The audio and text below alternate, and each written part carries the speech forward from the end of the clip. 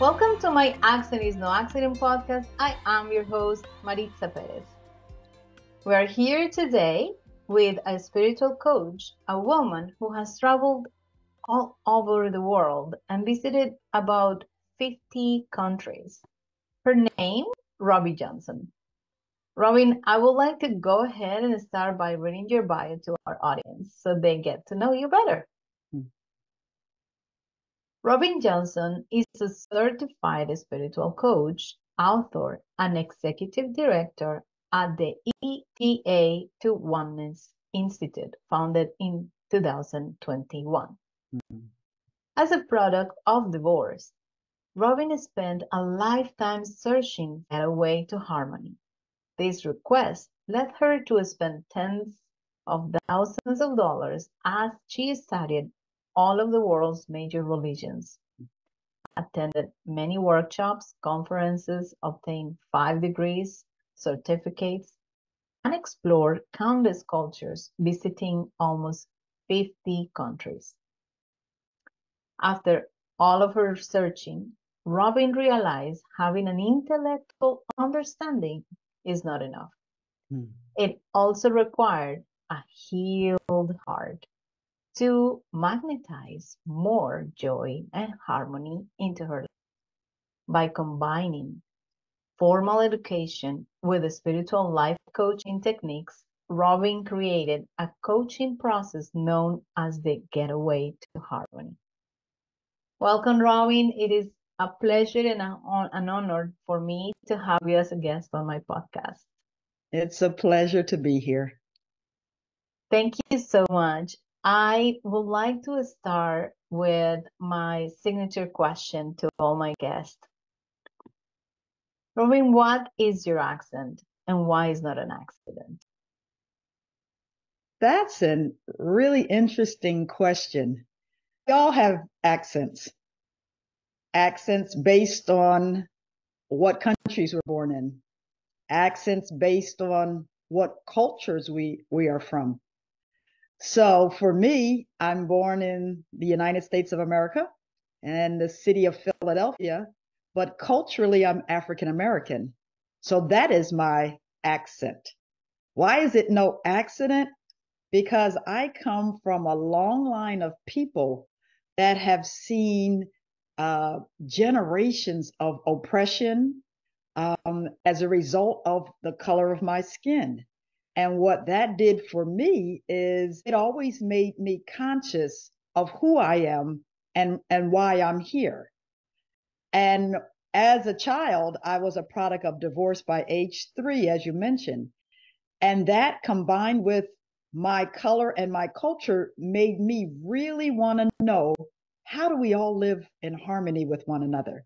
How do we live in harmony in families? How do we live in harmony in cultures?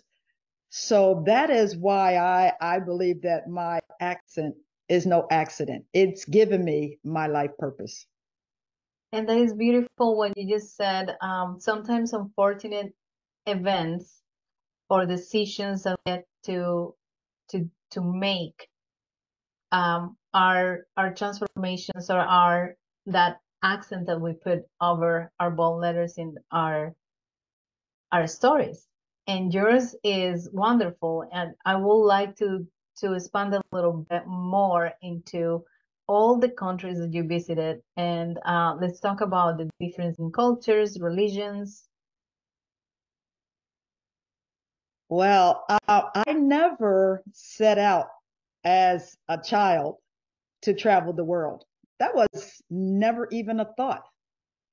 I blame my first impulse to want to travel internationally on my grandmother.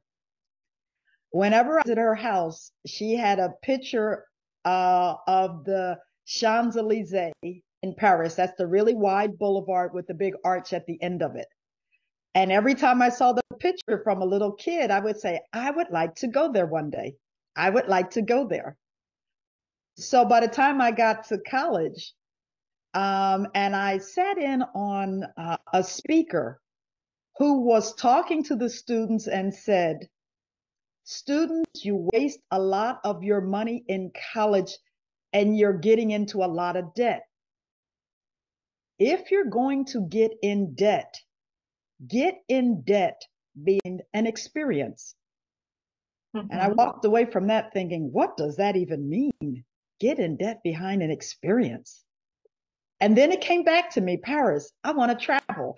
I'll get in debt. That's an experience. And that began my travels. I ended up doing a study abroad program as a junior in college.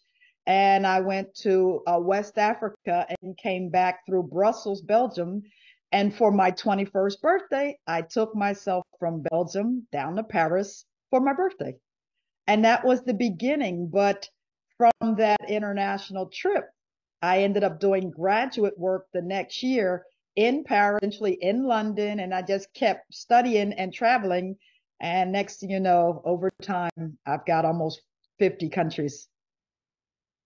Wow, I love that. It's incredible because you wanted you are teaching and then you're like, wait a minute, I have to show them what that experience means. And but at the same time you realize, no, I have to show myself what is that I am really saying. Yes, what I was looking for again is how do we get along? That's always been my theme in life. Product of a divorce, how do we get along? How do we get along in families? Being a minority, how do we get along in cultures? What is this that is getting in the way of us getting along, of us being able to be who we are and not have that used against us? What is getting in the way of that? And that led to the travel. And what I found in the international travel is people are very welcoming of different cultures. I mean, as I traveled, I did not find myself feeling like I did not belong in world cultures. I mean, whenever I was moving around in whatever culture I was visiting or living in, I felt like I belonged there. And the people that I met were wonderful. They did not come towards me discussing with me things that made me feel unwelcomed in their culture. It just didn't happen. And to my surprise, in many places that I visited, I felt like I was one of them. For instance, I went to Egypt with my mom and sister for my 50th birthday. And many of the young Egyptians, early 20s, 30s, some of the late teens, they would call us cousins. Hi, cousin. Hi, cousin. And so we laughed about that. What was ironic is that maybe a few years after that, I had my DNA done.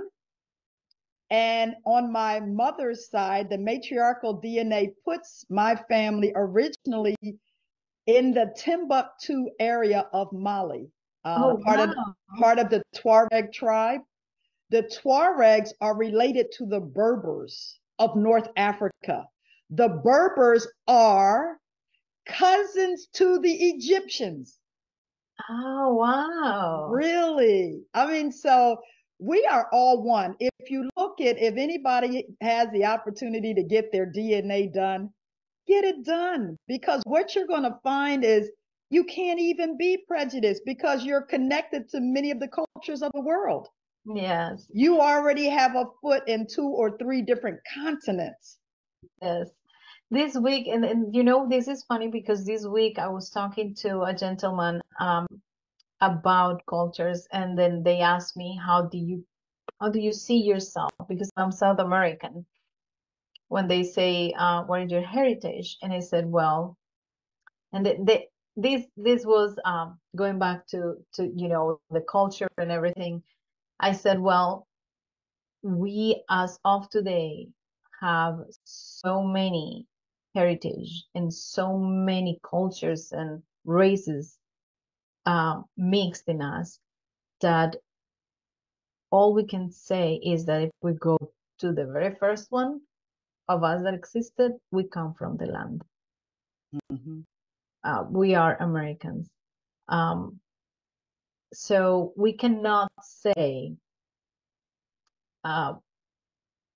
what exact race. We are white, we are considered white.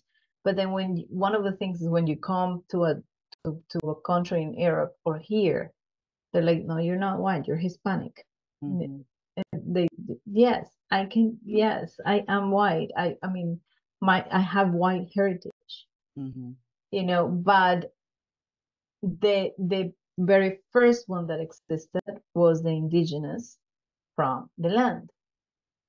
So that's how we actually identify from the land. We are Americans from the land. So today there is a big division. There is a big importance of what is your heritage, whether you're white or not. And I tell people, what do you matter? Nobody was white as the first, very first. We are from everywhere. Like today, even if your skin is white, we are all over the place. We're so mixed. We're mixed. I know for a fact, and many have said it, and I heard it initially mentioned on Oprah, that 99% of the body is the same in all people. And it's only this 1% of who we are that gives us skin tones, colors, hair textures, all of that. 1%. So much of the world's conflict is fighting over 1% of Yes. who we are. Because when you cut any person in any country, they bleed red. Yes. We are all the same. We really are one. And unfortunately, or maybe even fortunately, what we're seeing in the world now with a lot of conflict going on, in my opinion, from a life coach, from a spiritual perspective, we are breaking down some of that belief system that says, I'm better than you because of my skin color.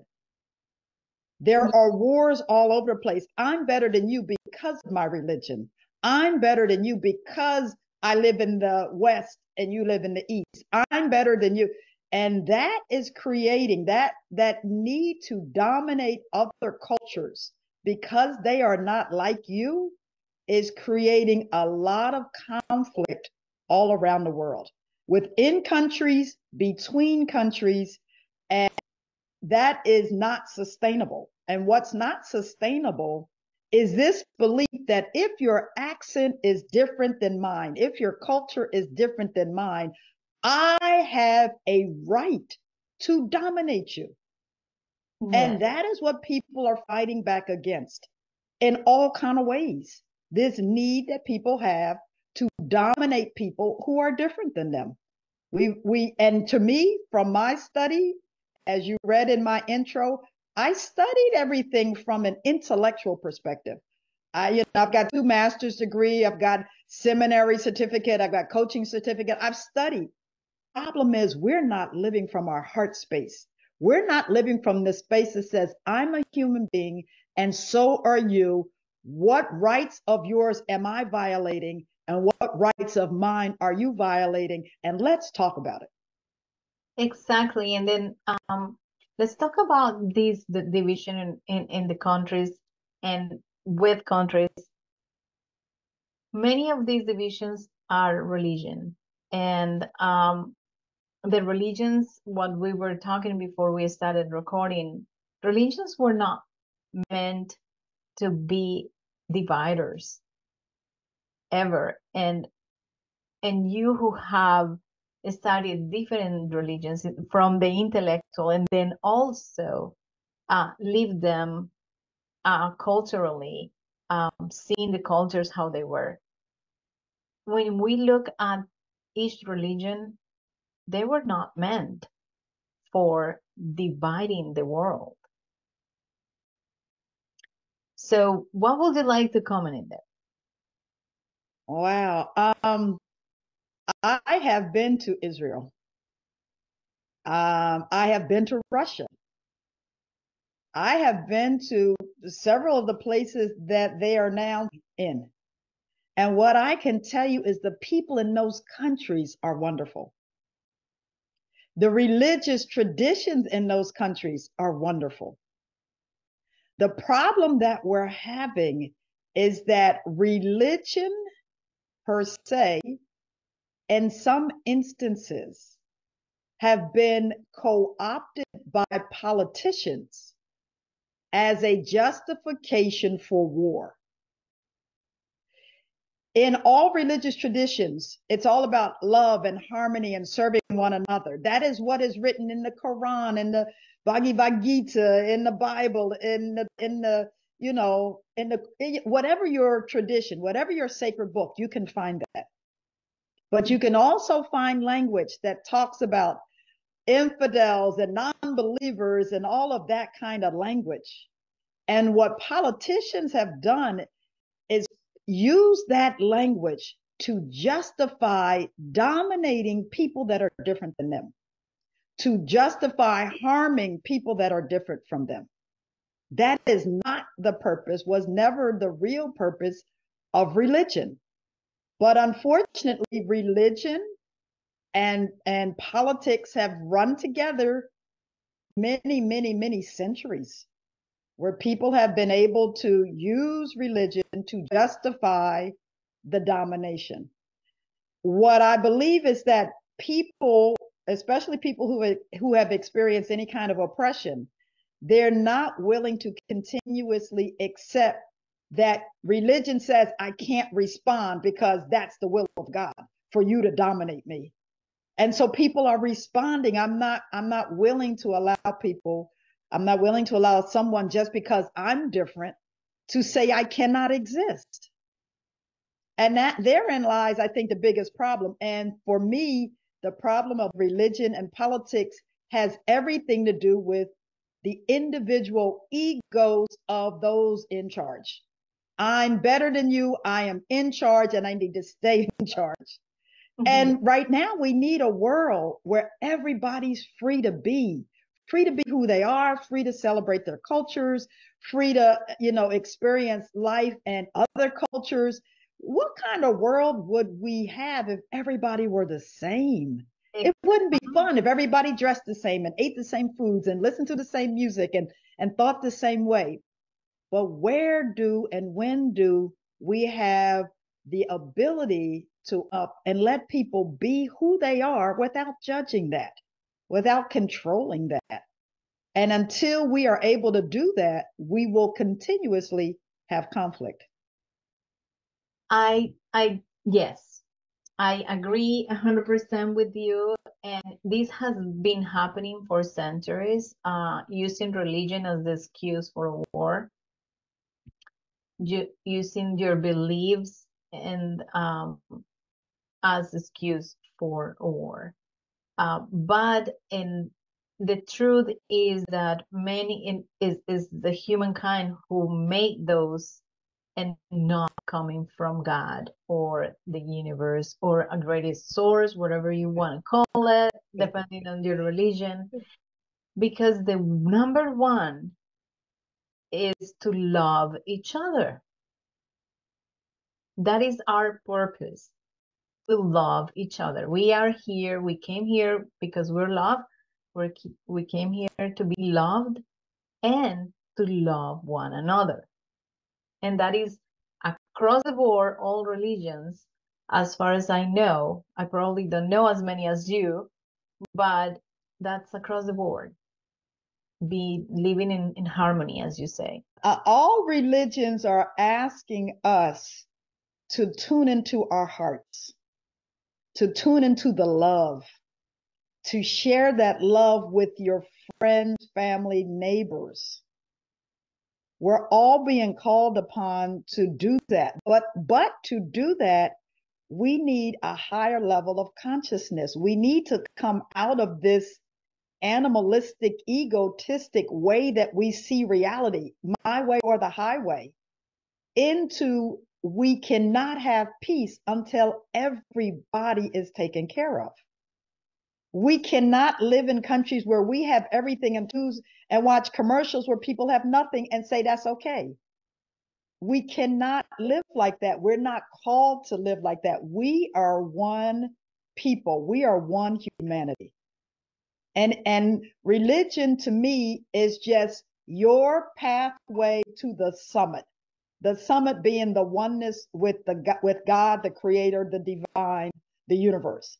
Religions are just one pathway to that. Religions are that, a pathway, one pathway, not the only pathway. Yeah. So you can't claim that your religion, whatever you believe, is the way. Right then and there, you have set up the conflict, because now you can justify anybody who doesn't believe what you believe is your enemy. We are not enemies from different cultures. We are not enemies from different religions. We are not enemies from different races. We are one people with differences.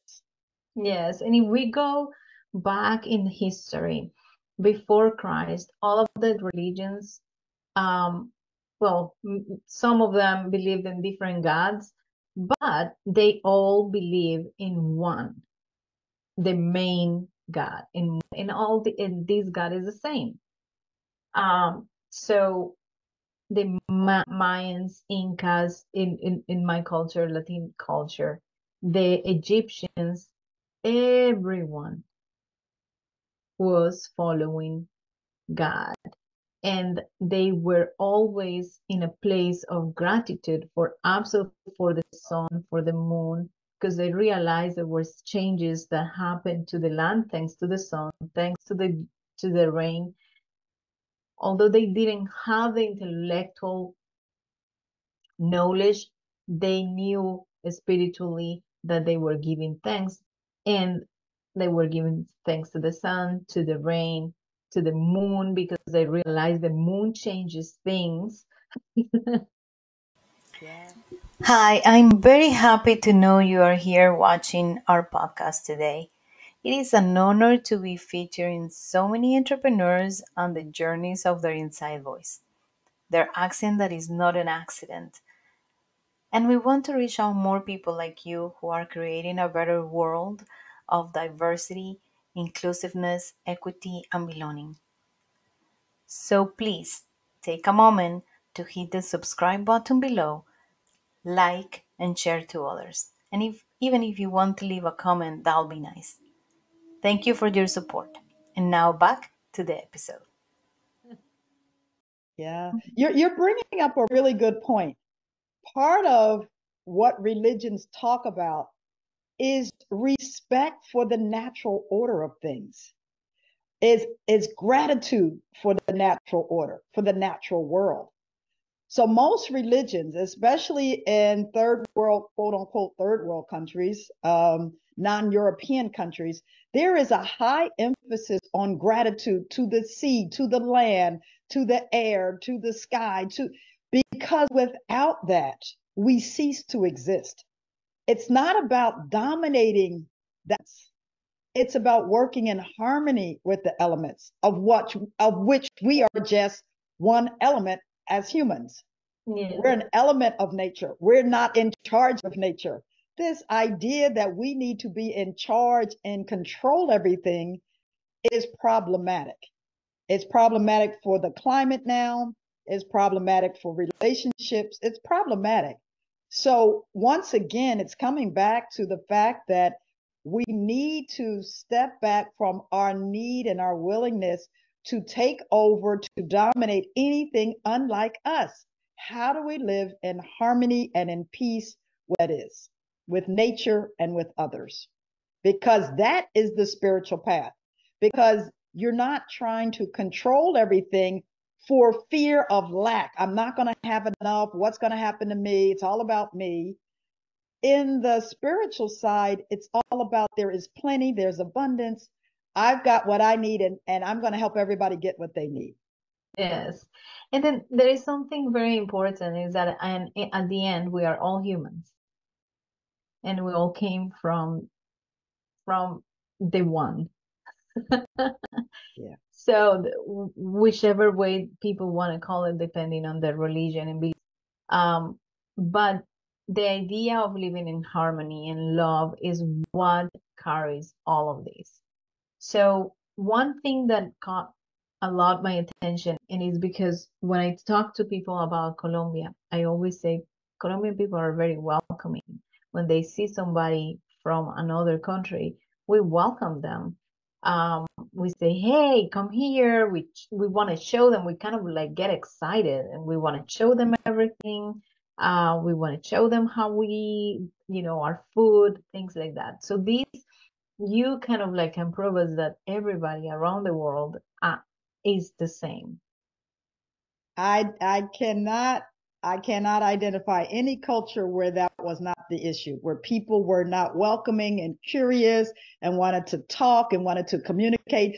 And what I found, you're making a really interesting point. What I found in all cultures is that the people in many cultures function differently than the government philosophy about the culture.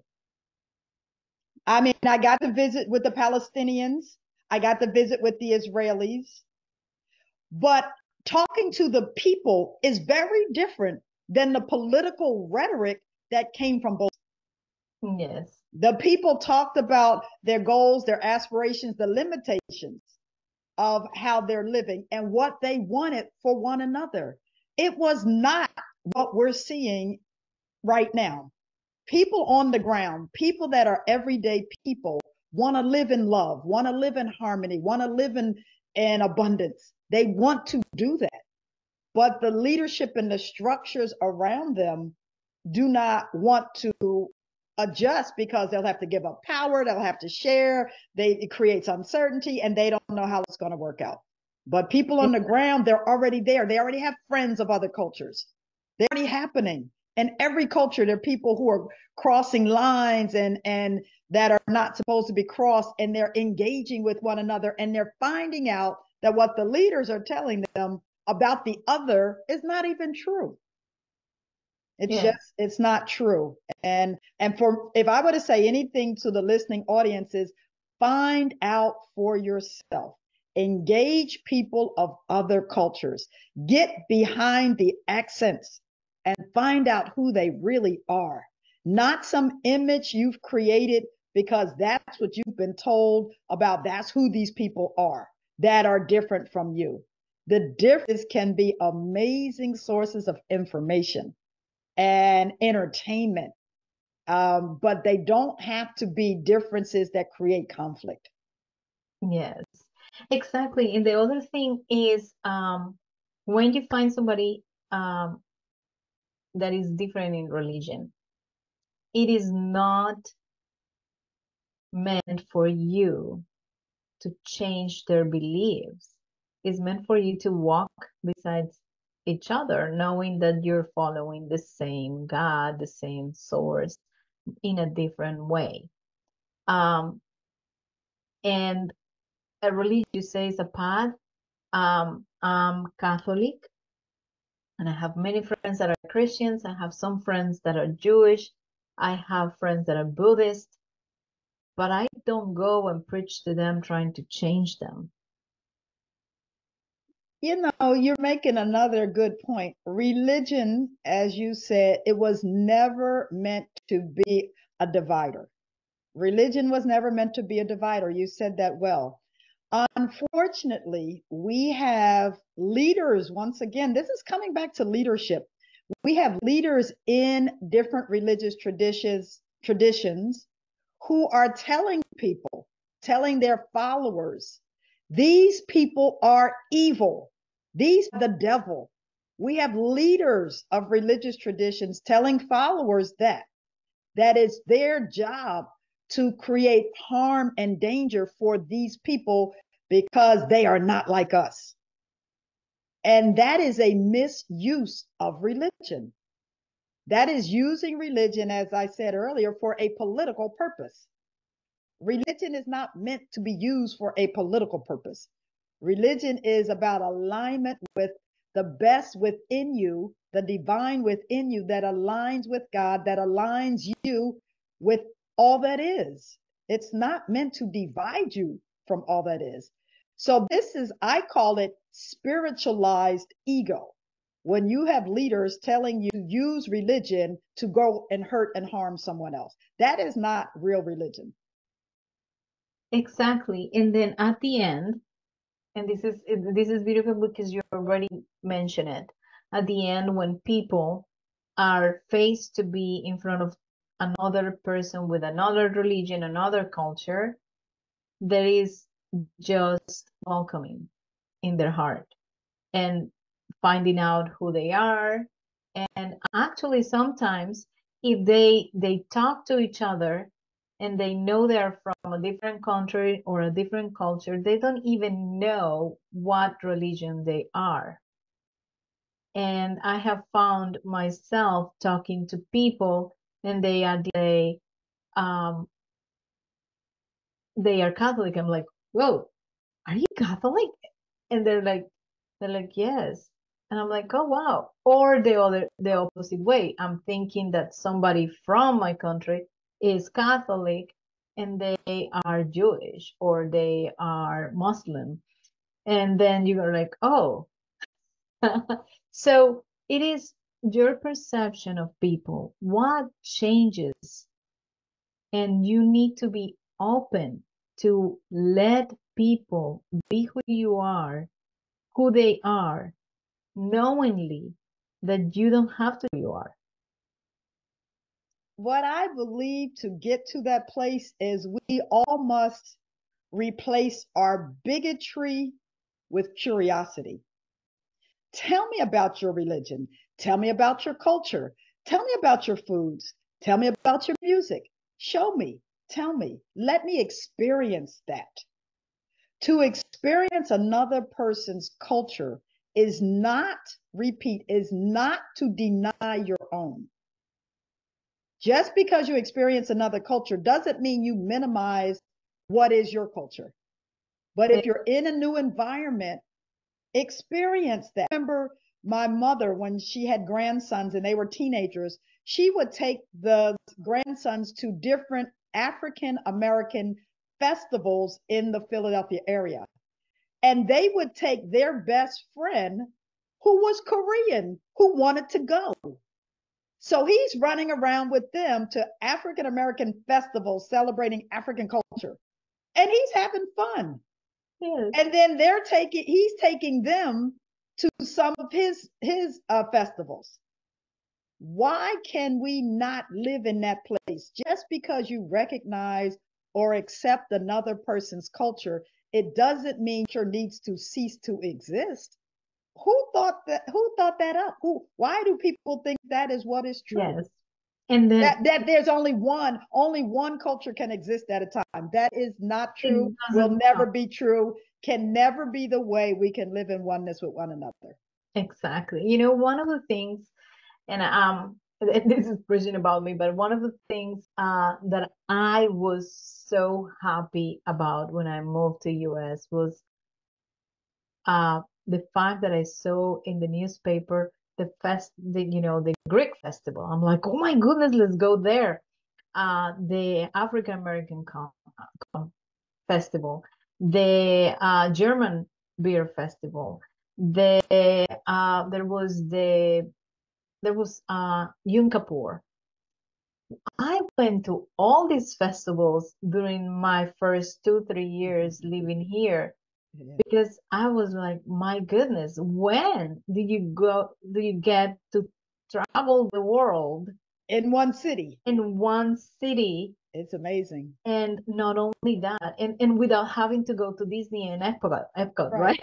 Right. But in one city and actually living the true culture because they speak the language, the foods, they do the dancing. It in America, that's a blessing. Every city in America, they have cultural centers where you can go and immerse yourself in a different culture in the same city. And it's And beautiful. we're not killing each other here to that extent because we're different.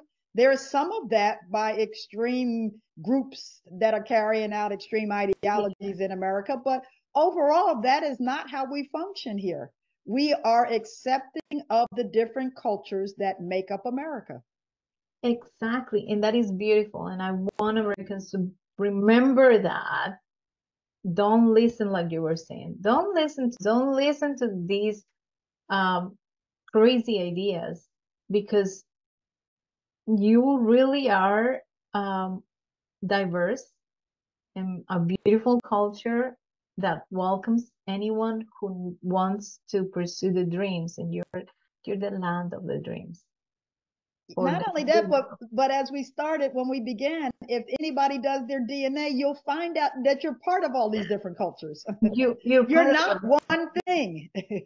Yes, and then the funniest thing is, once, like for instance, when I went to these festivals, they're so welcoming, and then I ended up dancing with them, learning how to dance. And in one of them, it probably was the Yom Kippur, where well, I don't remember which one it was, where I ate something and it was extremely spicy, and they brought me a beverage that will take it down. It took it down right away. It was like putting water over fire. And the only place you can find it is at their homes or at one of their stores. And I'm like, oh wow, this is incredible. So everything, try every single culture, and that is magnificent. Look at your newspaper, local newspaper, and go to these festivals. They usually are drawn for $5 or $10 per, sometimes it's per car, but usually it's like $5 per person. And then you have an amazing, it's like you're moving into another country for a few hours. And why is it important to do that? It's important to go to visit these other festivals or cultural things, cultural events, because it will not allow you to be or to be bigoted against people who are different. We've got to continue exposing ourselves to other cultures so we do not run the risk of absorbing information that says because you're different, you're bad. Because you're different, you're evil. We have got to talk to other people and engage in other cultures so we cannot be brainwashed by leaders that may want to tell us that they're bad. If some leader comes and tells me that any culture is bad, then my response will be that that's not true. Well, how do you know that's not true? I've talked to them. Yeah, exactly. I've talked to them. It's that simple.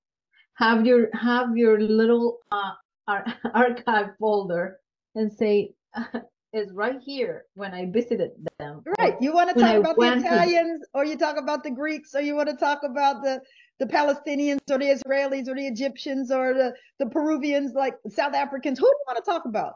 No, that's not true. That's not how they all are. Yes. There are people in every culture who demonstrate the worst of that culture. But that doesn't mean everybody from that culture is like that. Exactly. And until we talk to people from other cultures, we will never understand. Yes, we need to have an open mind and an open heart for everybody, like children. Like children do. Children amaze me absolutely every day. They have no sense of divisions or colors or cultures or even religions. They are like, oh, there is another child, let's play. You know what? I'm smiling at that thought because I just did a trip to Milwaukee, and we were riding in a taxi, and on one side of the street was walking with a little kid. He was probably 2 or 3. He had blonde hair and blue eyes, and he was just as happy as he could be. On the other side of the street was like a lady. She's African American with this little boy. He's African American. And when the two little kids saw each other, they both stopped and started waving to each other across the street. Aw, I see? mean, a Kodak moment for sure. It Yeah, was amazing to watch that. And that way of being where they're one another is what is conditioned out of them as they grow. Instead of allowing them to stay in that place, that way of being, of accepting of differences is is is conditioned out of them so that they're trained to hate one another. We're not naturally born to hate each other. We're conditioned, we're trained to do that by environmental factors that happen. That's why you need to hate these people because they did this, and that. Well, when do we stop all of that? When do we say, enough of this chaos, enough of this confusion? We are all one. And I don't care what you say, I'm going to stay in that space. exactly. And then it creates a balance, and then life will be better for everybody, and all countries will be able to live better. Yes. Live in the oneness. Yes. And because that's exactly what absolutely every single religion and every single culture say. Live in oneness or live with love and harmony. So we have so much to talk, but before we're getting close to the closure here, so I want to give you the opportunity to talk about what you do and how can you help people? How do you help others? Well, I just want to thank you for this opportunity to talk, to talk about harmony, to talk about oneness, to talk about how we just get along with one another. As you said at the beginning, I'm a spiritual life coach. I run the ETA 2 Oneness Institute. ETA, the number 2, followed by the word oneness. The purpose of this is to bring people into oneness first with themselves and with the divine within them, living their own religious traditions, and then into harmony with others. So I have an online program, online courses that can help with that. I also have coaching, group coaching, and individual coaching that can help with that. I also do free introductory sessions that you can reach me at Robin Johnson at eta2oneness.com to be able to do an assessment of where you are. Bottom line is, I believe there is what I'm calling a spiritual awakening. Something is happening where people are no longer willing to live in a way that's no longer serving them, to live in a way that feels limiting and stifling. And in order to be all of who you need to be, you've got to get beyond certain false beliefs that you've been conditioned to believe. Sometimes these beliefs run unconsciously, so we don't know why we behave the way we do. And so my program is designed to help you become aware of those things and to replace some of those beliefs with the beliefs from the higher dimension, from the more higher consciousness, which then allows you to default into love as opposed to defaulting into hatred. So we have work to do on ourselves individually. We have work to do in society collectively. So my program in terms of spiritual life coaching is just a pathway to support people who are just ready and willing to make a change. That is beautiful. Thank you so much for that. I actually love the purpose of your programs, and thank you so much, Robin. Is there anything that you would like to have a last thought or something to leave the audience with? The only thing I would say is there is a gateway to harmony, and the gateway runs through you. Take the time to find out what your areas of concern are that make you resistant to engaging with other people. Is it something somebody said? Is it something somebody did? And begin to work on your own forgiveness of others who have done things to you. As you move through the process, forgiving them, forgiving yourself, it begins to open up your heart space. We have got to get to a place where our hearts are open again, not only to others, but to ourselves and to the decisions and the mistakes that we've made, so that we stop projecting out our anger and our frustration onto other people. So the only thing I would say is that allow yourself to change. Things are changing around us. Allow yourself to change. Allow yourself to come into alignment with things that feel good.